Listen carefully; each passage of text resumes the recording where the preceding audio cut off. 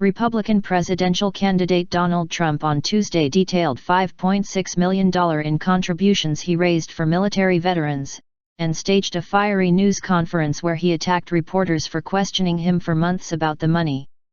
Appearing at Trump Tower in Manhattan, the billionaire accused the media of failing to give him credit for raising the funds at an event in January in Iowa. His tirade, in which he called one reporter a sleaze and sarcastically described another as a real beauty, overshadowed what otherwise should have been an upbeat event for the presumptive Republican nominee. "The press should be ashamed of themselves," he told reporters gathered before him. "You make me look very bad. I've never received such bad publicity for doing a good job." While Trump has long had an adversarial relationship with the media, questions about the donations to veterans touched a raw nerve with him as he tries to build a conservative base ahead of the November 8 general election. Reporters have been persistently asking whether Trump in fact raised all the money he said he had in January and why it took so long to hand donations over to veterans groups.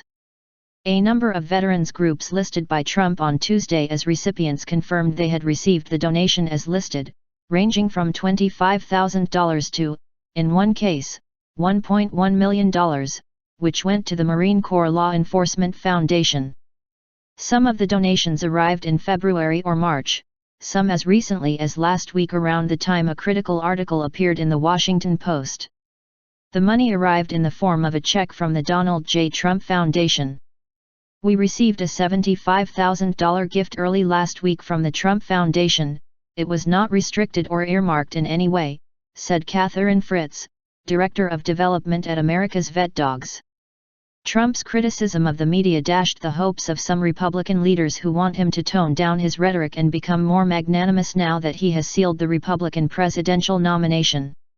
The Washington Post said Trump only handed over a personal donation of $1 million last week, 4 months after announcing it, once the newspaper started asking about the money. Trump said the news coverage of his veterans group donations had been close to libelous. Asked whether he would maintain an adversarial stance with reporters if elected president, Trump said, "Yeah, it's going to be like this." A reporter told Trump he seemed resistant to the kind of scrutiny that comes with the office of U.S. president. But Ari Fleischer, a former White House press secretary for President George W. Bush, said the news media should stop fretting about how Trump treats them. "My advice to the press: stop interviewing yourselves about Trump's attack on the press. Don't worry about it. Just do your jobs and be fair," he said.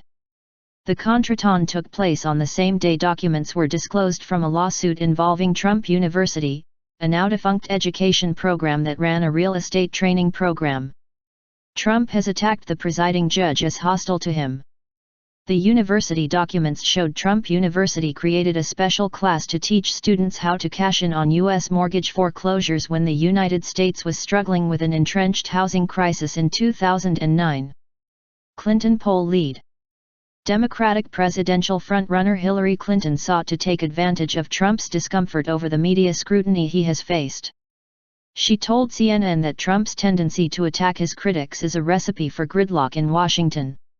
Clinton defended her own policy toward dealing with the news media, saying she has conducted 300 interviews this year alone. Unlike Trump, she rarely holds news conferences. Her last one was last December. Clinton leads Trump by 11 percentage points in the latest Reuters/Ipsos opinion poll. According to the May 27 to 31 survey of likely voters, 46% support the former U.S. Secretary of State while 35% back Trump. California Governor Jerry Brown on Tuesday endorsed Clinton for the Democratic nomination, saying it was the only way to stop the dangerous candidacy of Donald Trump.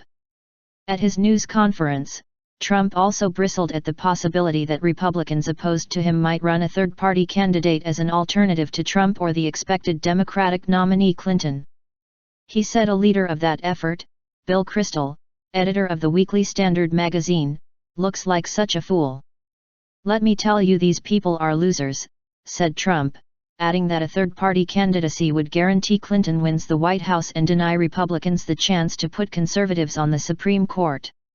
"What you're going to do is lose the election for the Republicans and therefore you lose the Supreme Court," he said. Trump read out a list of veterans organizations that had received money from the January event, which he attended instead of participating in a Fox News-sponsored candidates debate. He said the money was benefiting 41 groups and that the total cash raised could climb as more comes in.